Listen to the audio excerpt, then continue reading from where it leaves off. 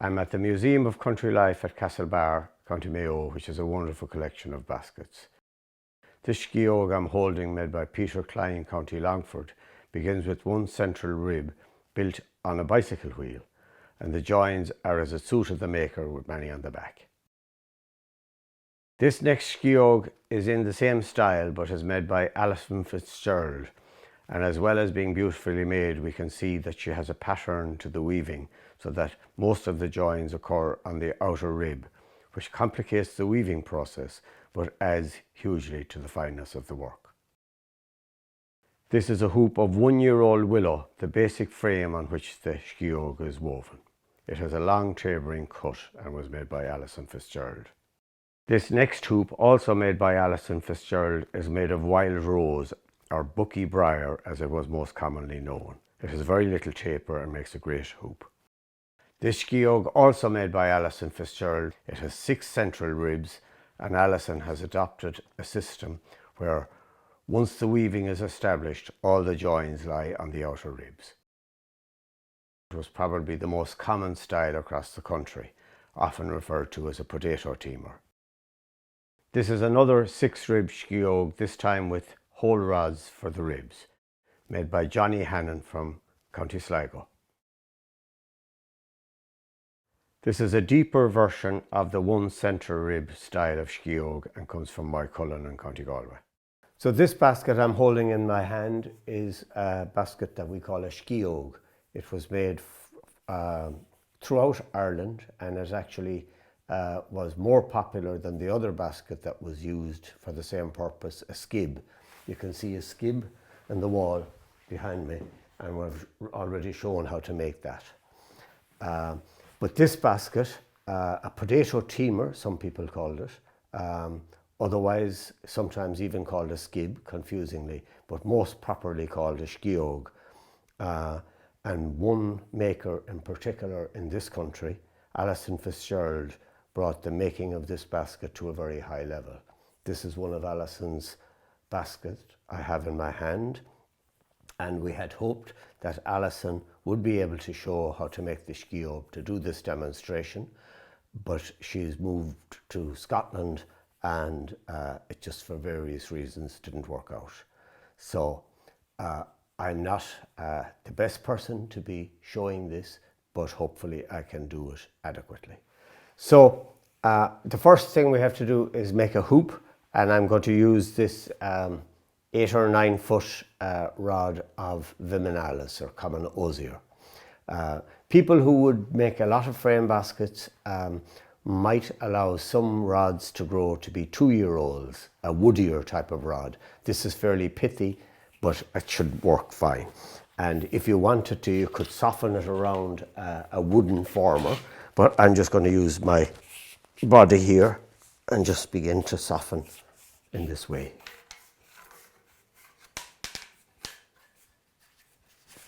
And just a little bit more pressure down here. And then you can kind of roughly offer it up.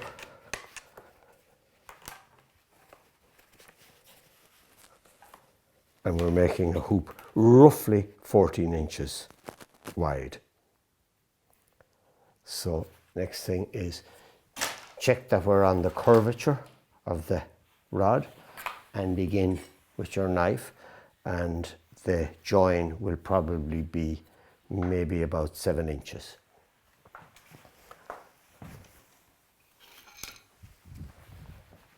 I usually often use my bodkin to get a rough idea and begin to cut in this way. So I'm going to put on my glasses for this.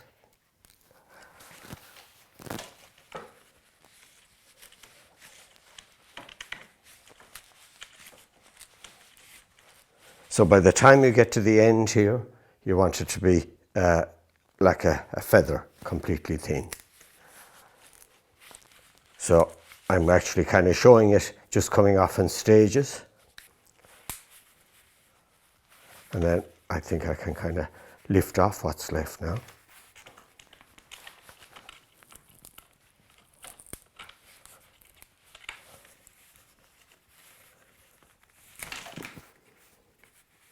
and then dress the cut as best you can.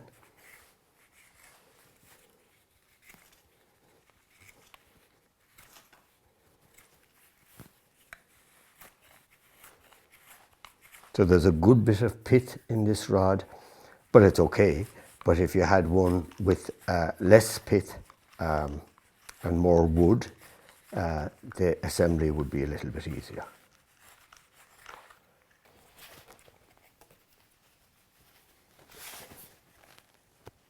So I can kind of make a decision where the hoop ends.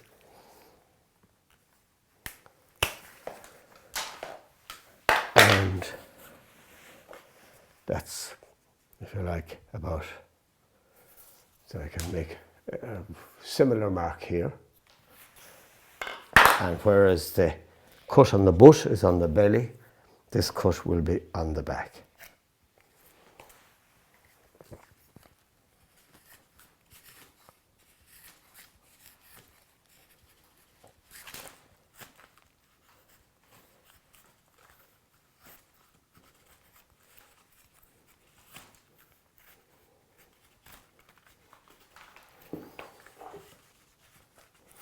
And again, the last piece will be taken down to a feather so that there's no resistance at the end. Okay, so I'm going to assemble this.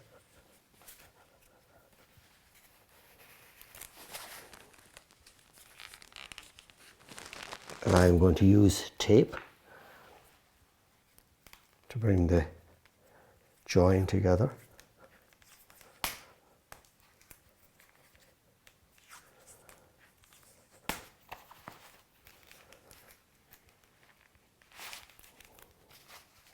Okay, so that's the final piece of tape on there. So, and you bend it if you need to, especially usually at this thick part, to make sure that it's reasonably circular. Okay, now you might object and say, well, did they use tape traditionally? And the answer would be no. But the advantage of the tape is that it can be removed as you weave, and therefore it won't be noticeable where the cut was, where the join was made. However, I'm now going to show how to make a skein, because that would be the other way that it was tied. So I'm going to remove the first foot of a 5 or 6 foot rod, and I make a little cut with my knife like this. And then I pick up my cleaver, insert it in like this. And the big thing is not to begin too quickly. So you can either move the cleaver with your left hand as a brake if you're right-handed, or the other way around if you're left-handed. And you can shove the work up into it or move the cleaver down in that way, but not too far or not too quickly.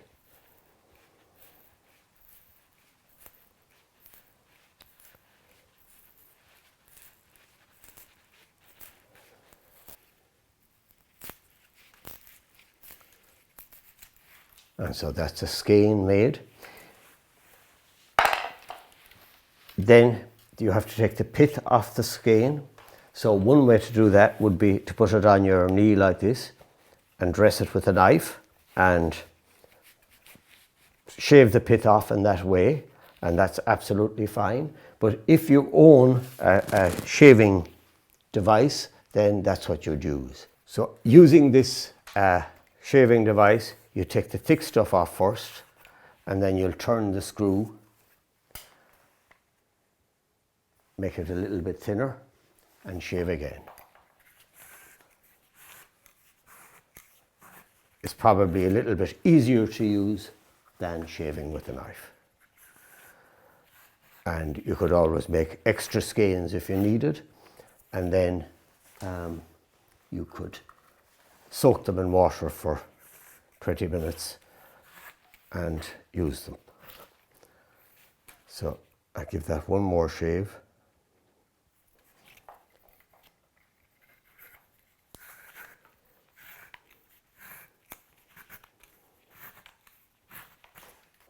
So I've got a hoop here and a skein, and I'm just going to show how, if you didn't use tape, how you could use this.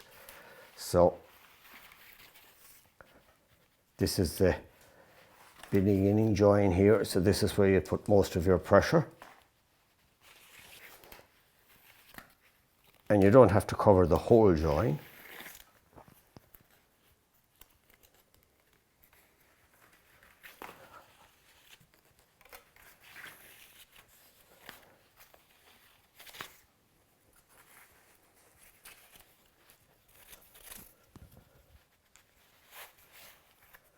And then you can return and put the bodkin there. Get your skein, give it a little swipe and feed it through like so. It will be a little bit bulkier than a tape, so personally I would also feel that a tape is probably the easier method, or the more effective method to use. And I wouldn't ever just leave it with one tie in, but put it in maybe a second time.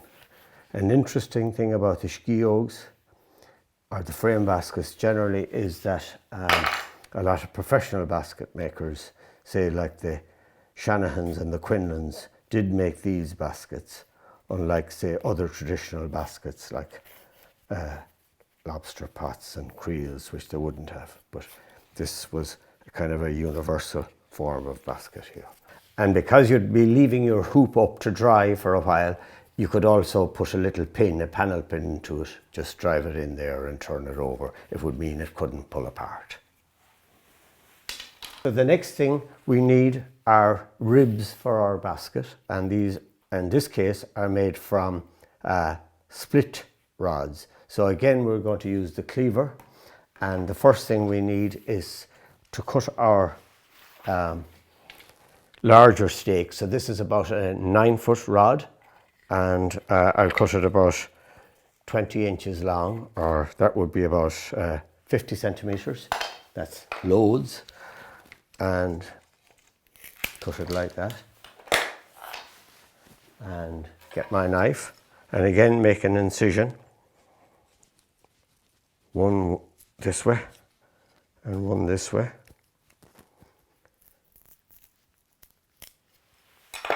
And get your cleaver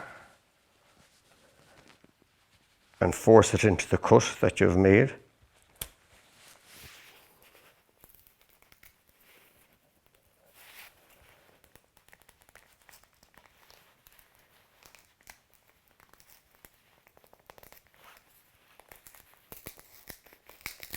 And again, you're making sure that it can't run too freely.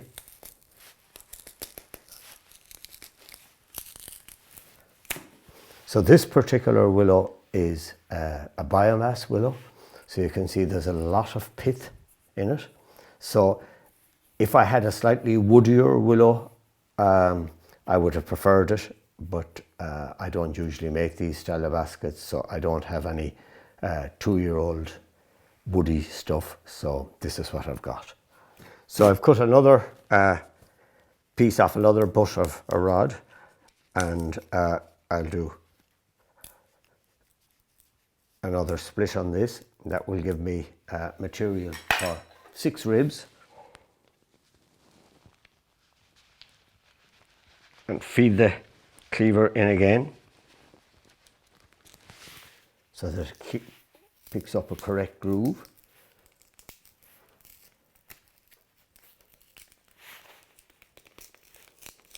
This cleaver I have in my hand, I own since 1977, and it came from the London Blind Workshop, so many hands have held it in their time. Okay, so now I'm going to see, that would make one pair, probably the central pair. That would make an outer pair, and this would be another pair. Okay, so I want to shave the pith off those ribs. So people who do this a lot would have a leather patch that they could tie onto their leg like this. but I'm just going to use an old towel and begin to shave the pith.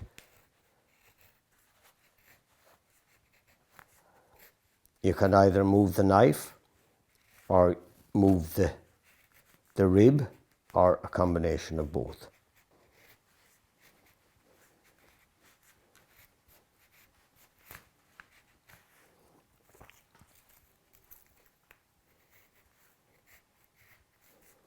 And a rib that has been made with a cleaver is actually easier to shave than one that would have been split with the thumbs into just two halves, because you have a more raised profile to shave off. But you can also note the amount of pith that's here, and if you look at Alison's basket again, you can see that the ribs are free of pith, and that is because she's used a slightly woodier rod. I could take more off this, but no matter how much I take off, there will still be pith because of the type of rod that it is. And now, as well as shaving it in this way, I'll just double check that it's all fairly even. There might be a tiny little bit proud just there.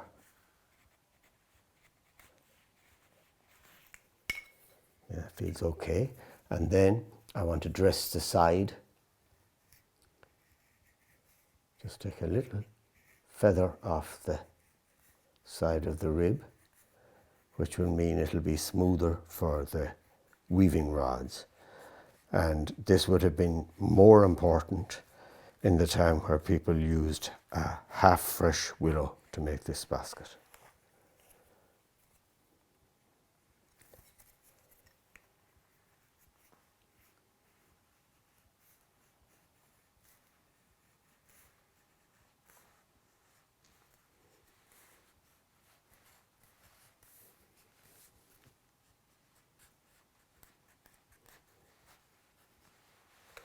So I have my two ribs in my hand here, the two strongest ribs, so they'll be the two central ones, and my weaving rods, one bundle of 5 foot and a handful of 4 foot as well.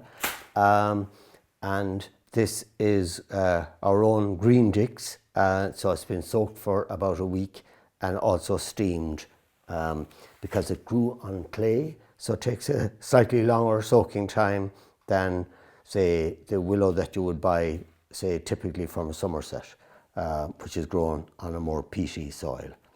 So I'll take out a nice, fairly fine rod and get ready to weave. So I want the join to be on the shoulder like that, and I won't begin there because that's the outer part, so I'll leave that and begin where the inner part of the join is here. So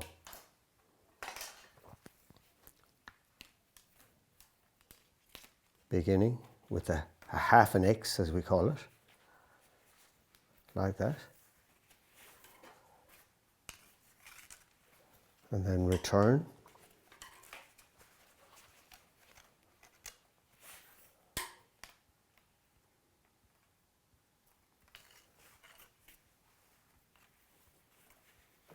In through the middle like so.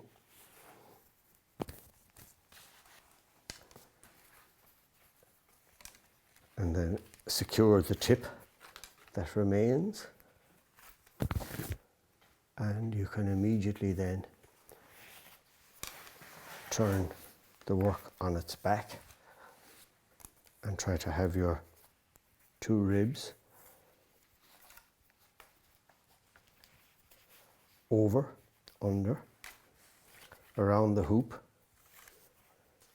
but only once around the hoop. We'll be doubling around the hoop later, but we can't do it yet. And allow these to drift out like this.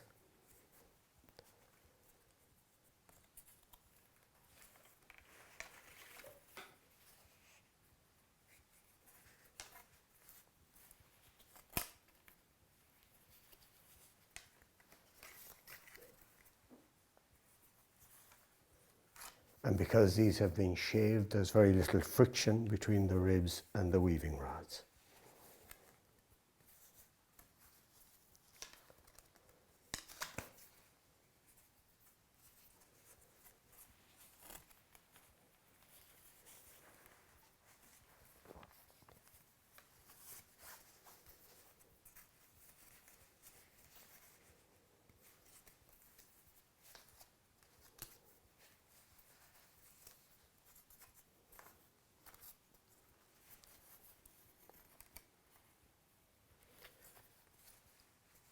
Okay, so that rod is more or less exhausted, used, and now I'm going to reach for a smaller, slightly smaller rod for the first join.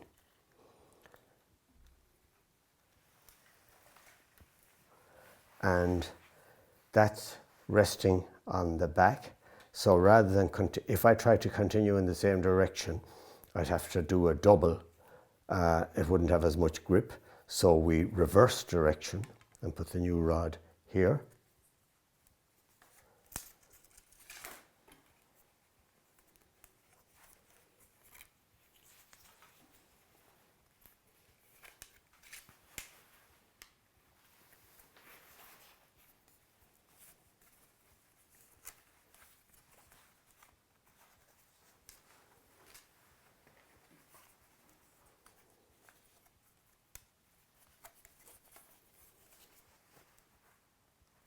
There are already moments there where I'd feel a more experienced maker would have a tighter weave.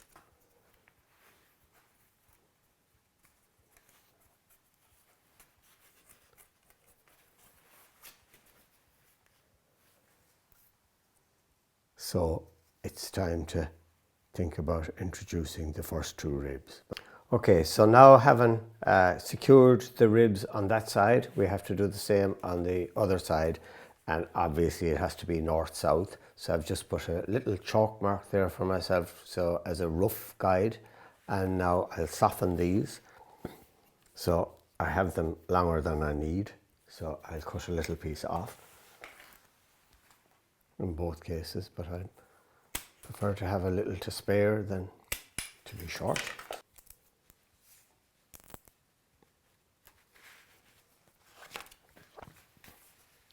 Okay, so roughly there is where I want to be, and I want to try to have that a little deeper and begin in the same way. So I get my weaver here.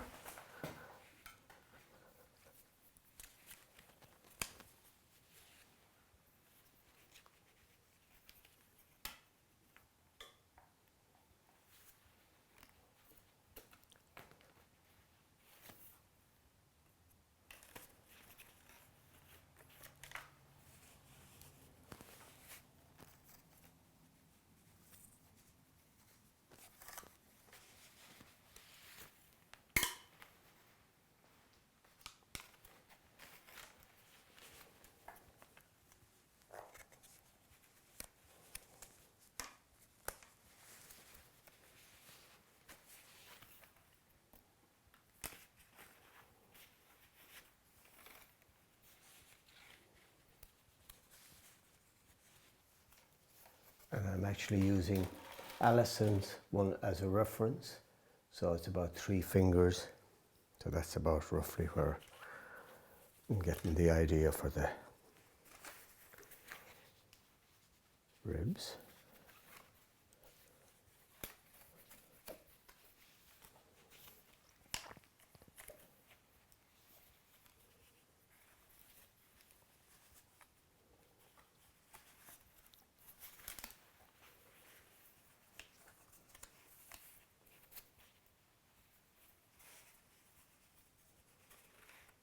That's just slightly unraveling there, so I just keep it back.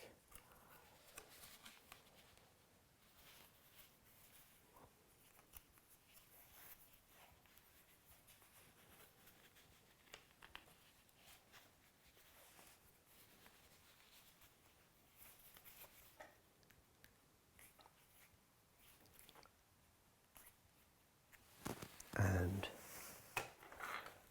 a slightly lighter weaver now for the first join, and again going in an opposite direction, like so.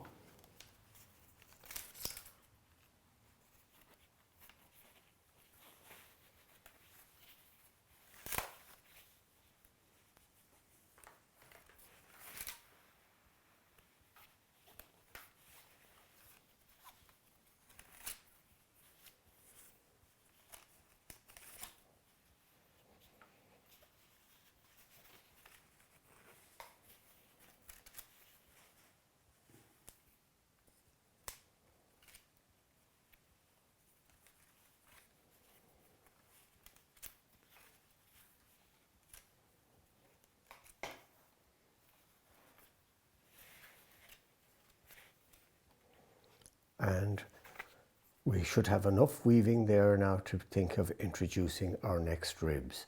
But I'm first of all going to place it on the stool and we'll see how well it's sitting. I feel that we'll have to do a little adjustment. And the first thing I want is to make these a little flatter so that it's a bit more of a plateau rather than a hill. So yeah, I think that's reasonable.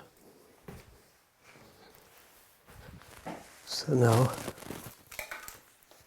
my next two ribs I have selected are here. And again, you can see quite a bit more pith in them than I'd like, but that's the material I've got. And I'm going to soften this just a little bit here.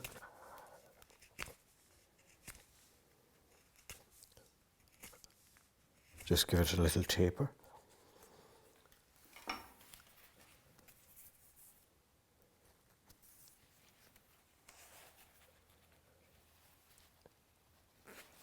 And feed it into the housing. So at a rough guide,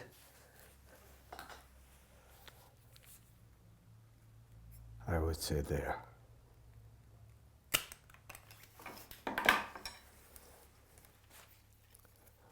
I may have to take more off it.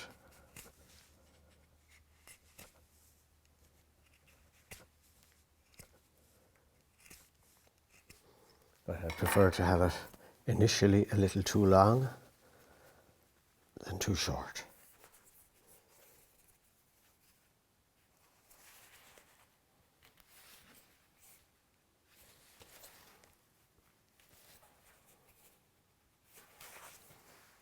So it's too high.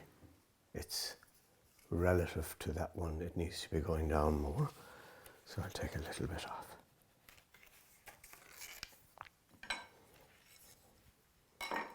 I could probably even cut it with the secateurs first.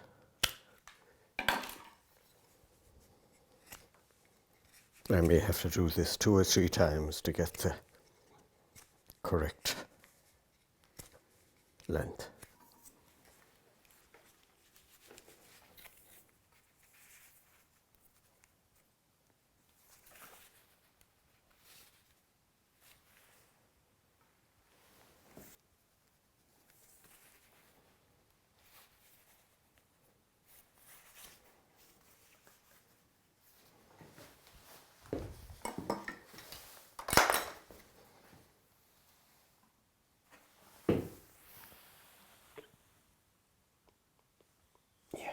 Go with that.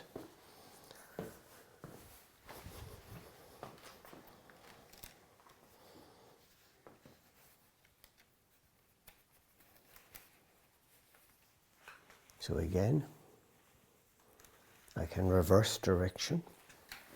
Though a lot of traditional makers, once they had 4 ribs in, would continue just simply going in the same direction.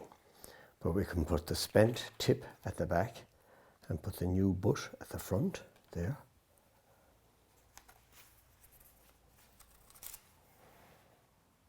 And now incorporate the new rib as we go out towards the hoop.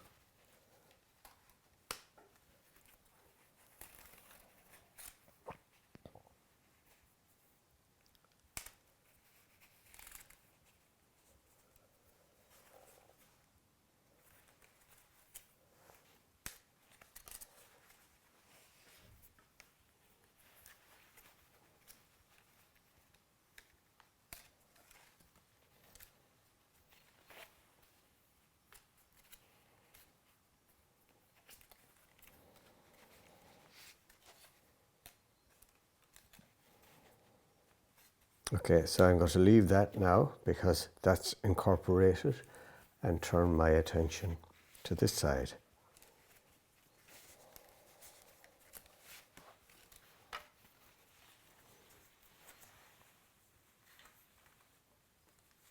And again, picking up a slender rod from the smaller pile.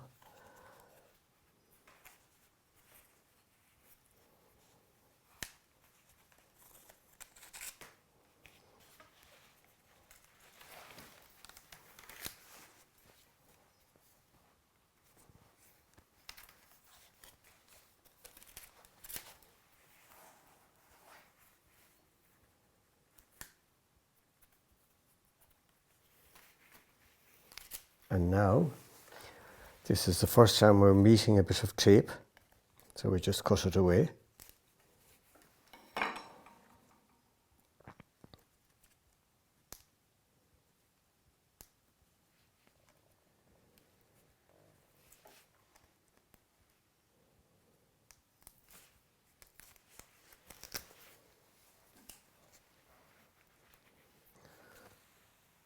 So picking up another thin rod,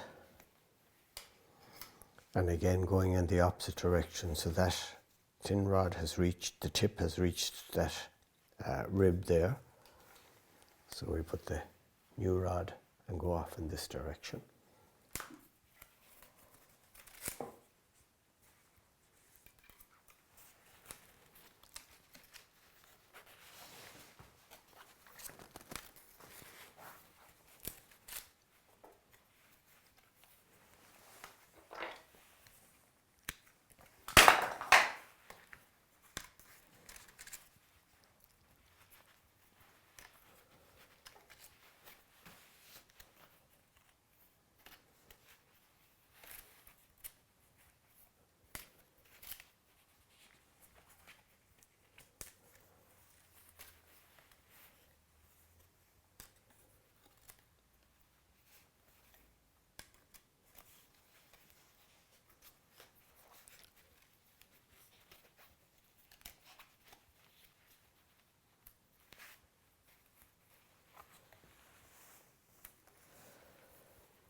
So we don't have quite enough of a housing for the next ribs yet, so I'll put in one more weaver.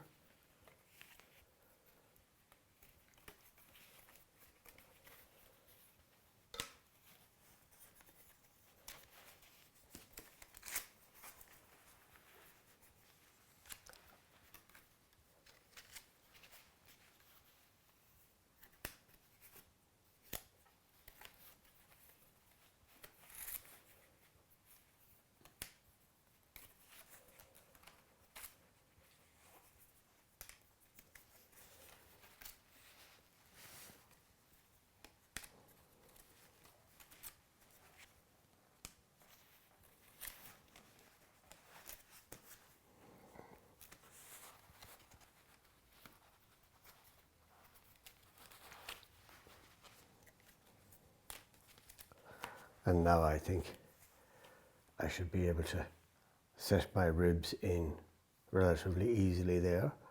So I return to this side. And if you're pausing, it's always useful. I forgot to do that the last time, to pull that rod through. It just secures it in place so it doesn't bounce around. Okay, so I return my attention to this side. I'm just doing a little bit of shaping on these ribs. I'm also just checking again that this is reasonably flat, because the weaving changes the movement a little bit. So now I'm going to see about inserting one of these last ribs, and again taper it slightly so it will fit into the groove relatively easily. And then you can make an assessment of how deep it will go in there. So it won't go deeper than that. So I pull out and make a cut.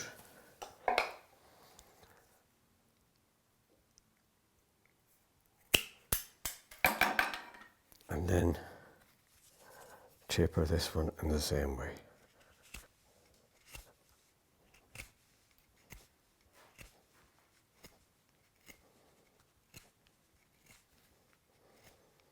I'd always measure these individually, but on the other hand, you could also kind of make a judgment that it's unlikely to be much longer, so you can certainly feel comfortable to cut that much off.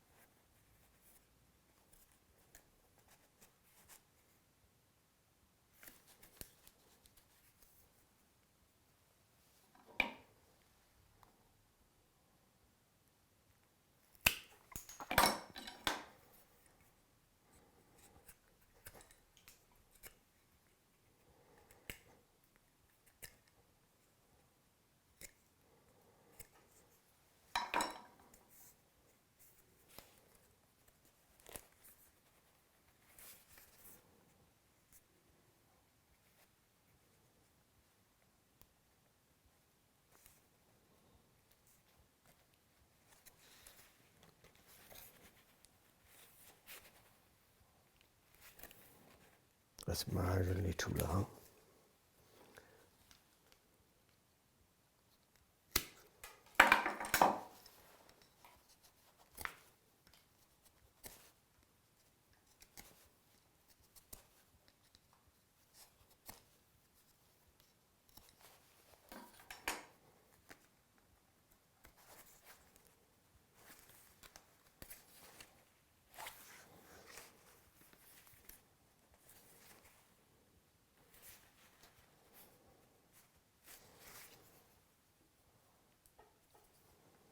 So I think that's reasonably okay.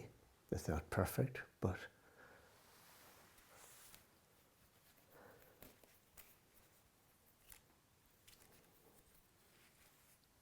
so many traditional makers would have just kept going in one direction, but if we look again at Alison's basket, we'll notice from here all the joins run along the center, the outer rib. So that will mean that direction is continually reversed throughout the making. So that would mean that the spent tip rests on this outer rib, and the new rod will be introduced on the inside here. But there is a requirement then that each rod is long enough to do 3 journeys. So 1, 2, 3. So this rod is plenty long to do so, but it's also a little bit thick. So I'm going to look for a slightly thinner rod within that bundle. One like this is a good bit thinner than that, and they would be best to begin with. As we spread out, we can work the slightly thicker material. So I'm picking 2 thin rods to begin with. So this will be laid there, and I begin to weave. There's a bit of skin left on that rib.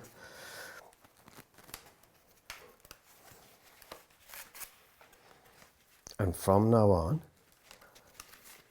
instead of just going around the hoop once, I can go around it twice.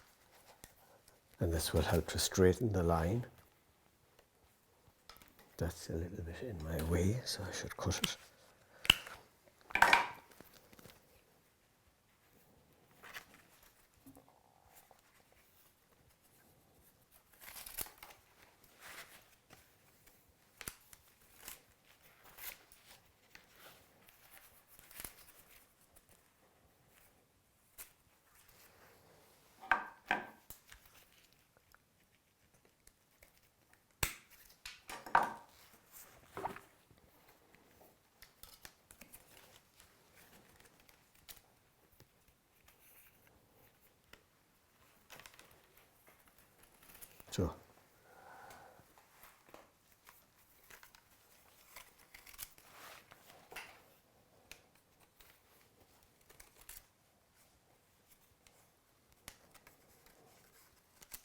So that rod has reached to there. So the last rib was here. This rib will be here, and we go in that direction. But before I do that, I will do the same on the other side to make sure that the rods are secured. So this rod that I tucked away will come as far as here, and the first butt will go in this direction. But if that confuses in any way, as I said, most traditional makers just wove in the one direction, but there is no doubt but that this is a more finely woven. It's brought to a point of excellence, I suppose, compared to some of the traditional ones. Now, one thing I should have also mentioned is I am using a dry hoop. In other words, one that has been made for a few weeks and is unlikely to lose its shape. If you had a more recently made hoop, and certainly one made from new season material, what you would do is you could put a string from here to here and hold it in position so that the weaving wouldn't make the hoop more oval.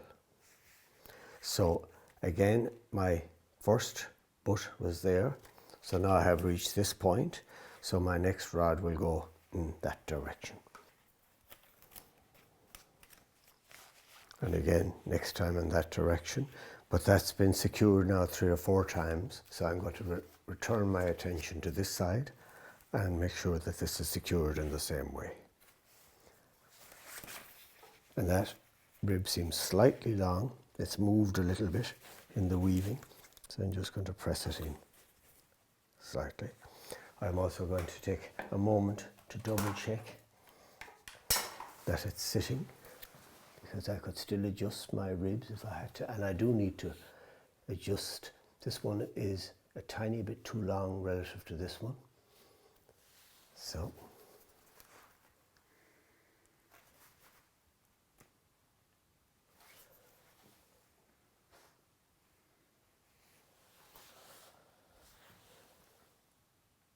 it's still maybe I pulled it too much, yes.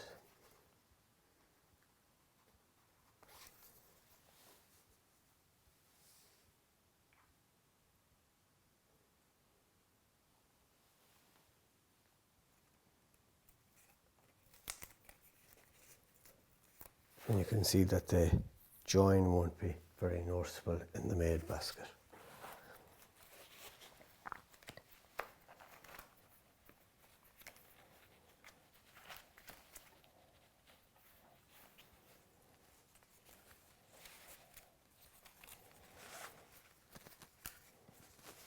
Now the rods are beginning to get a little bit thin, so I'm probably going to have to scale up to the rods from this bundle, because these are barely making the journey now.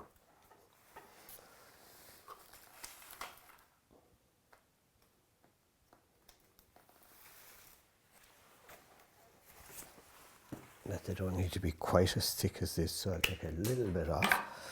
So one of the things about adopting this reverse system of weaving is that in the event that you need to pack, it becomes a little bit more complicated.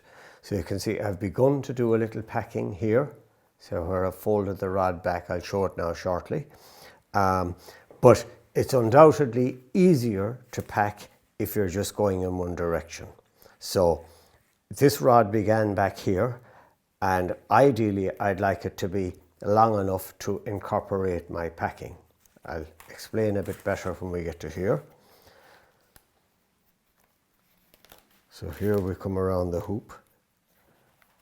The rod is a bit damaged anyway, but I think it'll do that. Okay, so this rod is long enough to reach back as far as there, where my next rod would begin, but I don't gain a pack that way. Whereas ideally I'd like a longer rod, and that's probably where people who are very experienced with this method would have some slightly longer rods to cope with this. So what I would like to do here is turn this rod around here. Okay, come, double circle again on that, and ideally continue on to there. But my rod isn't long enough, so I'm going to do a little improvisation since I'm stuck with this method now anyway.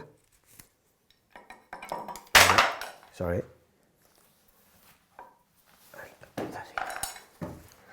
So since I'm stuck with this method anyway, I'm just going to do a little improvisation here, which is a supplementary weaver into the work here.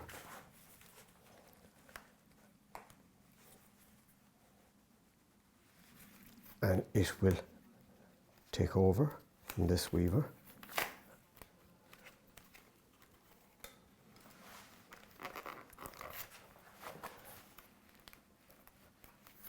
Because you can see this space is 5 fingers and this is only 4, so it has to be addressed.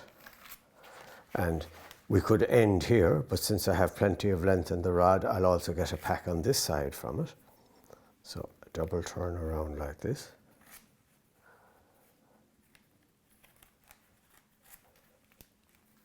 And turn back. And then my new bush can begin there. But the ideal thing there is I'm probably missing just a few slender 6-foot rods, just a little bit longer, that would have accommodated that without any need to do a little packing, or a little supplementary rod rather. And as the space gets narrower towards the finish, if you happen to own a fid, it can be a nice thing, a help to fishing your rods in and out. You can actually make one of these quite easily from a piece of bamboo, so it doesn't have to be steel, and it just helps you in your weaving. One other thing I should mention is that if your material is a little bit difficult in the finish, one of the things you can do is to take your rods and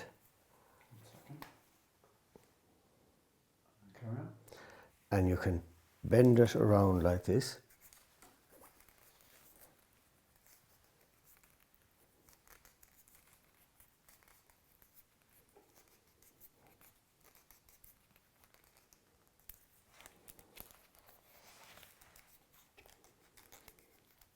So if you have find in your last few rods that you have difficulty weaving, you can do that with them. My own finding is that sometimes it can split the rod, so I only do it if I feel it's necessary, but it's useful to know. So coming closer to the finish, it's a little bit more difficult to fit things in. So you might thread some of the rod in that direction first before proceeding.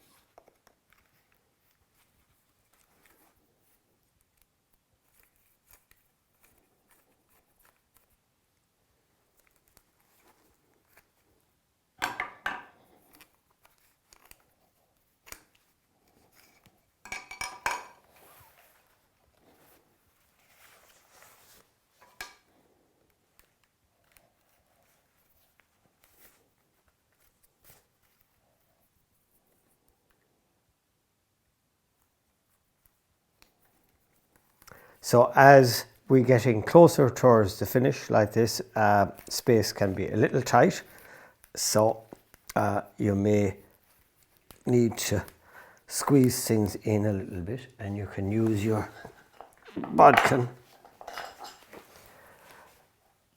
to lever and make sure that there's enough room.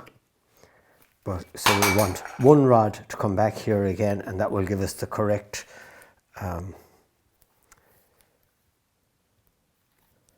weave. You can see these two rods are currently in agreement. So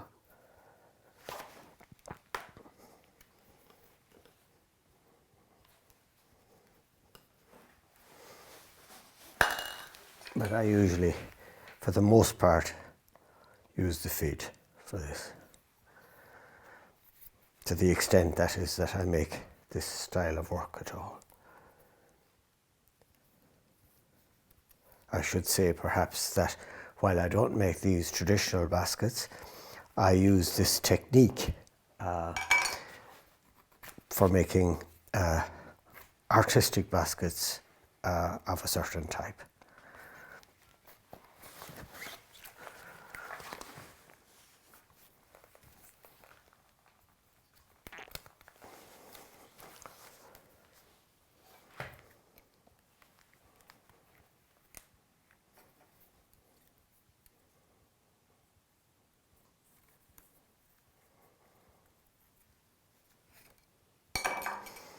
And sometimes it puts a bit of pressure on the willow and might be a bit inclined to skin it if it's in a very tight spot. So for that reason, you might try to open up the weave just slightly to make the journey for the last weaver a little easier.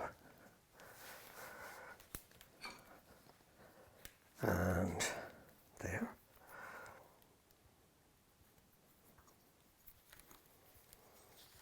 And you can see the weave is now in agreement. But also in the museum, we looked at one which was made on the rim of a bicycle, but it was a Longford style where it had one single rib. And that, if you like, has the inspiration for this particular basket by Alison Fitzgerald again. And you can see two things. First of all, this one's got a double hoop, so these would be lighter hoops than these, but you can see how you would have two hoops, one made a little bit smaller than the other, and they'd fit beside each other to give that double hoop look. The beginning is one central rib. In some cases that would have been just suspended on a hoop like this, and you just begin to tie. But it's also possible, and I can see that, you can see by the colouring even, that this is what has happened here, that Alison has taken her first central rib and maybe going back at least a foot and maybe a little bit further.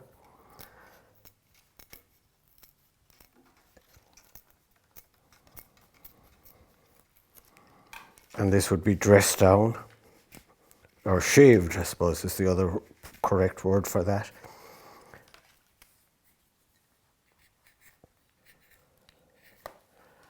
And would be secured to a hoop.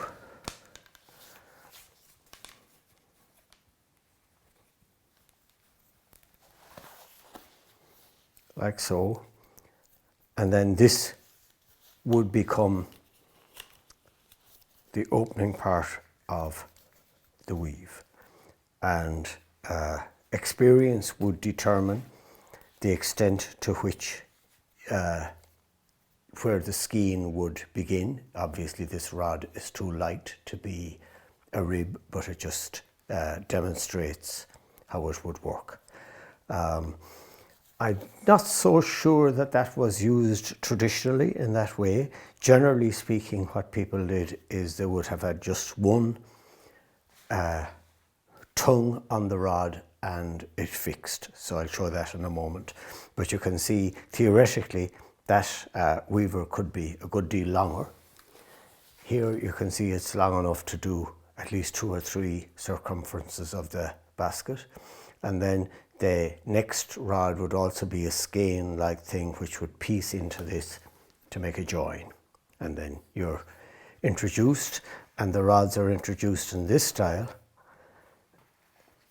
beginning here So unlike here, where the rods are introduced from the inside, here the new material is introduced from the outside. So these first two, and then gradually these two next, and finally these last two, to make a very distinctive and beautiful form. And just to revert, the last thing that I mentioned was that if you didn't want to use that style, you could have it a shorter tongue and it could be just fused like that, and that would become the opening, and you could begin with a small thin willow, get a tip in there and begin to weave in that direction.